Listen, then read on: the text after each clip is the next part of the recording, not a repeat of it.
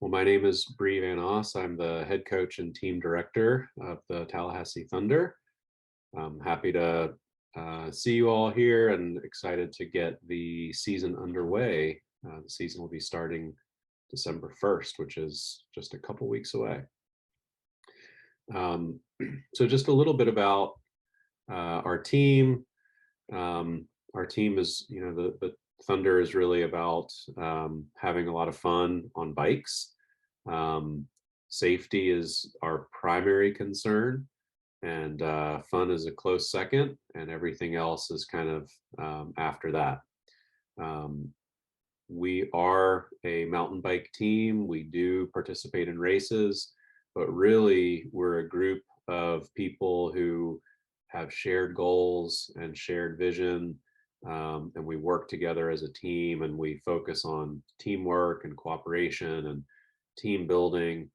Um, we also, of course, the safety aspect of our team demands that we focus on our bike handling skills, building bike handling skills, and building confidence of our riders on the bike. Um, and as a as a side effect of all those things, our team provides personal growth opportunities. Um, when you participate in a team that's supportive and cohesive, you're more likely to stretch your boundaries to go past what you think that you can accomplish because you're not afraid of failure.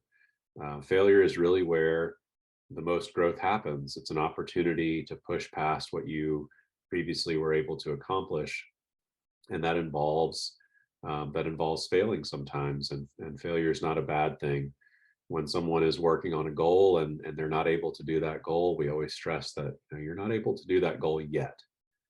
You will if you keep working at it. And so uh, being able to work on those skills, building those skills, and applying them on the trail provides a lot of opportunities for personal growth in a safe environment.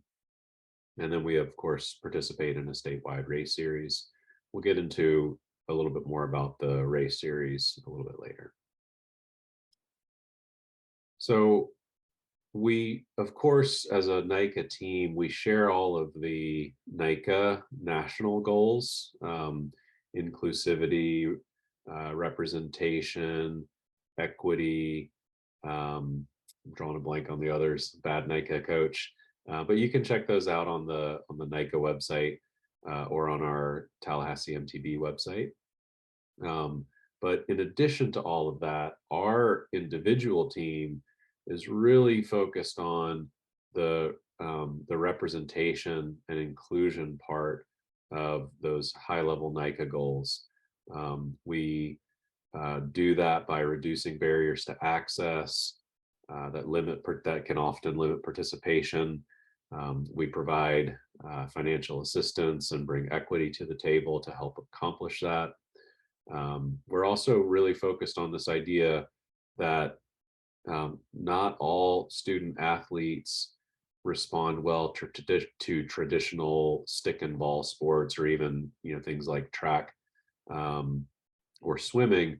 That often we find that we have student athletes that are that want to be active, that want to be on a team, but they've tried the traditional sports and they just don't quite fit. And so cycling often can be a good fit for many of those student athletes. And so we're really happy to be able to provide that opportunity for student athletes that need something just a little different. And we also really work on engaging with the community to build strong relationships. And that means engaging with our team family and team community. That also means engaging with other cycling organizations in town. We're sponsored by the Tallahassee Mountain Bike Association. They're kind of our founding sponsor. And so we work really closely with them. We work with the Tallahassee Bicycle House. We work with youth services organizations like the Omega Lamplighters And our goal is to expand that reach and those relationships so that we can get the word out to more and more young people and get them more engaged. Getting into a little bit more of the sort of the nuts and bolts, we have three primary practice locations that will rotate through this year. Jack L. McLean Park is our south side practice location. That's by the fairgrounds. Tom Brown Park is our east side practice location, and Forest Meadows will be our north side practice location. Our practices are Tuesdays and Thursdays, and they'll always start at 5 o'clock. Practices are going to rotate between these three locations, with Tom Brown being sort of the pivot point. So what that means is that Jack McLean and Forest Meadows will be our Tuesday practices, and they'll alternate every week. Every other Tuesday will be at one of those two locations, and Tom Brown will be every Thursday. So every Thursday we'll practice at Tom Brown. Tuesdays will be either north side or south side. And this is a way that we can do a couple things. First of all, it kind of provides more access, which is an important aspect of our team, for families around town, so that if you happen to live on the north side, you're not always having to drive all the way to the south side and vice versa. And so we hope that this approach that is new this year will provide a little bit, reduce physical barriers to access a little bit more than our previous location. And the duration of our practices will increase throughout the season. So we'll start out with a 1 hour practice, and eventually, as we have more light and as we get on the other side of daylight savings time shift in February, we'll increase the practices to 2 hours. We also do a Saturday trail ride. And so this is an opportunity to really focus on applying the skills that the student athletes have been building during the weekly practices on a single track, in a single track scenario on trails around town. We'll largely use some of the same trail systems that we practice at. So for example, we'll definitely use a lot of Tom Brown Park. We'll also go to the J. Alford Greenway Park. That's where the Tallahassee race will take place. And so we want the student athletes to be really familiar with that location and the trails there. We'll use the north side trails. So that's Redbug and Phipps and Lake Overstreet. And then we'll also use, on the south side, we'll use the Munson Hills Trails Complex. And so in terms of the timing on the Saturday trail ride, we will, for the most part, during the early part of the season, when the weather is typically colder, we'll do those practices in the afternoon on Saturday, so like 3 o'clock. And then as the temperature, as the season progresses and the average temperatures increase, we will shift the practices to the morning. And so I think those are like 9 or 10 o'clock, if I remember correctly. Our practice schedule has been completely defined and is available to view on our website. And there's a link at the end of the slide deck for that location, but it's Tallahassee MTB, like mountain bike.org. And if you just look for the schedule link at the top, you'll find it there. So an average practice, a typical practice, especially a weekday practice, will involve a little bit of all three of these components. We will, especially during the beginning of the season, we will focus a lot of time on games and team building. So these may be on the bike games or off the bike games. At the beginning of the year, one of our big focuses is just making sure that everybody knows each other's names. It's a super important part of the team cohesion. And so we really spend a lot of time just working on and playing games that help with that, that simple aspect of team building, of just being comfortable around your teammates.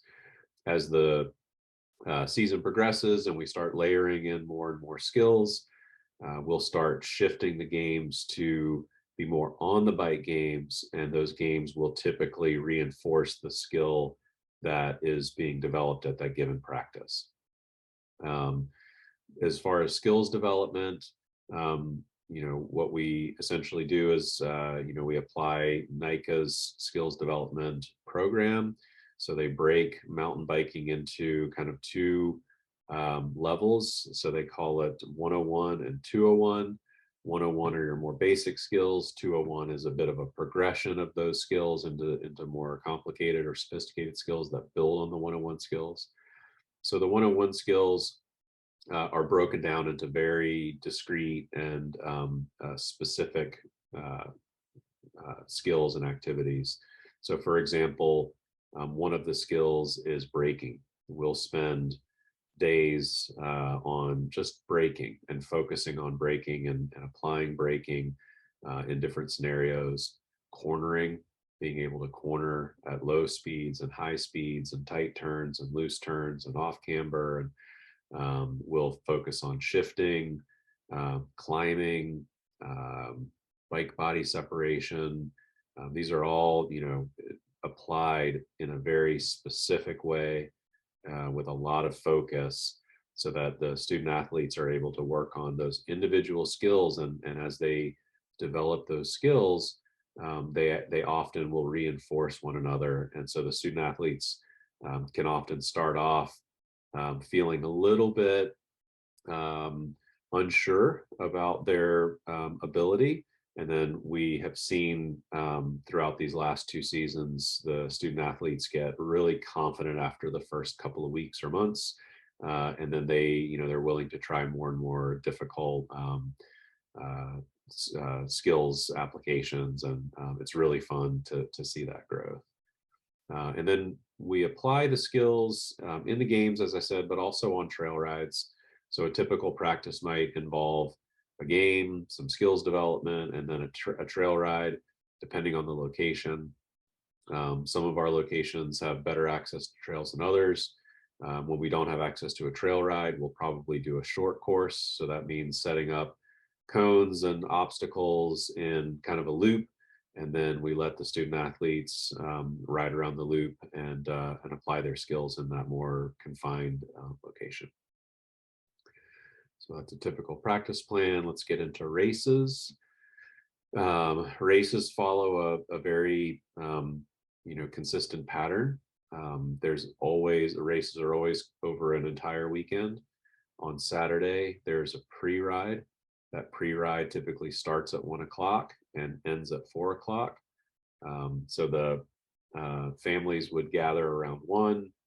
Once we had enough riders that we felt like we had the majority of the riders there that were planning to race, we would have a couple of coaches that would take the riders out. This is not like just a free time where you can go ride as much as you want. This is intended to be coach led and coach managed. So we would follow all of our same approaches that we use for trail rides, which is we have a lead rider and a sweep rider. We never leave a student athlete behind. They're never kind of left to go do their own thing. And this is an opportunity to slowly ride the course, where we'll often stop and point out things that we consider to be potentially risky, especially at high speed. So this is a great opportunity to get familiar with the trail. It is not required to attend the pre-ride, but it is highly recommended. On Sunday, the race occurs from 8 to about 3, and it happens in waves. So last year, the middle school boys went first. So it was 6th grade was at 8, and 7th grade was at like 8:15.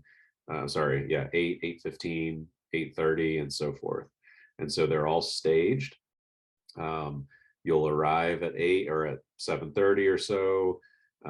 We'll do a quick bike check and a quick stretch, and we'll have a list of all of the times. There's a staging or a warm-up ride that we do. So we'll have the coaches take the first group that's scheduled to go out, or the next group that's scheduled to go out. and we'll go for a short ride to get the student athletes warmed up. And then we'll arrive at staging about 10 minutes before their wave is set to kick off. And then so they're all kind of lined up. The league puts all of the student athletes in a particular order based on their previous times at previous races, and then they'll kind of move up through the staging area to the starting line, and then they do the race and they're off. Um, Middle school races are fairly short, so think 4 miles, maybe 5 or 6 at the absolute max later in the season, but they're fairly short. When you get into high school, you're looking at slightly longer races, or you'll do multiple laps essentially to get a longer duration. And what they're really trying to accomplish is having all the races, no matter what your skill level, be less than 1 hour in duration. When student athletes have to ride for more than 1 hour, that's when the league sees accidents and injuries start to go up. So they really manage that process very effectively. One of the things that we ask a couple of things of student athletes' families during the races, at the race events, and especially on Sunday. We ask that you do your best to attend the entire race day on Sunday. So, for example, if you're a high school student athlete that has an 11 o'clock wave, we would still ask you to come at 8 o'clock to support your team and to support the league. This is not the kind of race where you kind of just show up for your piece and then you take off unless you've podiumed. This is an event. It's a scene. There's usually activities that happen. We have a covered pit zone with snacks and hanging out. There's a DJ playing music. Sometimes the kids will be dancing and goofing around. Sometimes there are skills areas. So it's a really neat way of again creating this cycling community, this NICA community in Florida. And then the other thing that we ask is for parents to help with some of the supporting the pit zone. So what that means specifically is volunteering to bring Gatorade and healthy treats, healthy snacks. We ask that people please refrain from bringing super sugary snacks like donuts. Cookies are okay, but we ask that those get put out on the table later in the day as sort of a post-ride snack or treat. But we really try to avoid tempting the student athletes with donuts first thing in the morning. That turns out that that's not a great fuel for riding. And there are other opportunities to participate as well. The league has sign-up sheets for all of the races. I think they use Sign Up Genius or Sign Me Up or something like that. And there are lots of opportunities to volunteer. Things like helping out at the scoring table. So you're basically like calling out times and numbers as they come through. Helping on the trail as a course marshal. So you can go sit at a particular area and kind of just be there as the student athletes are riding through, and you can kind of cheer them on. And if there's an injury, you have a walkie-talkie and you call it in and help direct EMS and things of that nature. So lots of opportunities there. In contrast to something like soccer or basketball, cycling requires a significant amount of effort from a lot of people. So we really encourage our families to try to figure out a way to do something to volunteer with the league at every race that they attend. It's not mandatory, it's not required. And if we're at a race in South Florida, and we've got an 8-hour drive ahead of us, the league understands that. They understand that we may need to dip out early and head back to Tallahassee. But when we can, especially when the race is in Tallahassee. We really want to bring out as many volunteers as possible and do our best to help put on a really great experience for the South Florida riders that, at our race are having to do that 8-hour drive. Just a little bit about the race series. The race series is composed of 6 events this year, which is amazing. It was 5 last year, and they've added this extra day. It starts out with a season prologue. The prologue is essentially a single lap time trial that helps to identify your position with and among all of your peers in your race category. And what that is intended to do is decrease risk when we do a mass start race, so that the faster riders are started at the near the front, and the slower riders are started near the back, and that minimizes a lot of passing. Passing starts, finishes, and passing are where the majority of the injuries can occur during a race. And so having a prologue allows that first race to kind of mitigate a lot of risk. And it also just provides kind of a low stress environment for new student athletes to kind of ease into the whole race concept. And then the first race, actual race, official race, is in Lakeland at Loyce Hart Park, also known as Carter Road. The second race is here in Tallahassee at Alfred Greenway. We did that for the first time last season, and it was awesome. We actually had spectators come out. We had tons of volunteers from the cycling community. It was a beautiful day. The Alfred Greenway is just a perfect spot for it, so it's going to be super fun. Another thing about our home race is that we last year we had a pizza party that the team sponsored at the pump track after the pre-ride. So on Saturday at I think at 5 o'clock, we met at the pump track, and it was an open invitation. Other teams and other student athletes from other teams could come join us, but it was mostly our team, and so the team bought a bunch of pizzas and some drinks, and parents were encouraged to bring sides, and we just had a really nice evening there at Tom Brown Park. The third race is at San Velasco State Park, which is north of Gainesville. Fourth race is at Markham Park, which is west of Fort Lauderdale near Sunrise, Florida. And then this Adventure Day is a new concept this year. It is a way of bringing all the teams back together and having an event that's not focused on racing. And it also provides an opportunity to recognize the student athletes that were, kind of I don't know how you'd say this, like the student athletes that finished at the top of their categories for the entire season. And Santos is a super fun park with lots of cycling amenities, and it's just south of Ocala. So I want to talk a little bit about our zero cost options. So one of the ways that we reduce barriers to access is by bringing equity and meeting families where they're at.